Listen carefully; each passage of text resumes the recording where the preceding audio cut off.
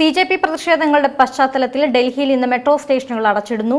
സമരക്കാരെ തടയാനായി 18 metro സ്റ്റേഷനുകളാണ് അടച്ചിട്ടിരിക്കുന്നത്. രാവിലെ 7:30 മുതൽ ഡൽഹിയിലെ പ്രധാനപ്പെട്ട മെട്രോ സ്റ്റേഷനുകൾ പ്രവർത്തിക്കുന്നില്ല. തുടർച്ചയായ 3-ാം ദിവസമാണ് ഡൽഹിയിൽ മെട്രോ സ്റ്റേഷനുകൾക്ക് നിയന്ത്രണങ്ങൾ ഏർപ്പെടുത്തുന്നത്. പ്രധാനപ്പെട്ട ഇന്റർചേഞ്ച് സ്റ്റേഷനുകളായ രാജീവ് ചൌക്ക്, മണ്ഡി ഹൌസ്, സെൻട്രൽ സെക്രട്ടേറിയറ്റ് എന്നിവ ഉൾപ്പെടെയുള്ള സ്റ്റേഷനുകളിലാണ് നിയന്ത്രണങ്ങൾ. ഈ സ്റ്റേഷനുകളിൽ യാത്രക്കാർക്ക് ഒരു ലൈനിൽ നിന്നും മറ്റൊരു ലൈനിലേക്ക് ട്രെയിൻ മാറി കയറാൻ അനുമതിയുണ്ട്. എന്നാൽ ഈ സ്റ്റേഷനിൽ നിന്നും പുറത്തേക്കിറങ്ങാൻ യാത്രക്കാരെ അനുവദിക്കില്ല.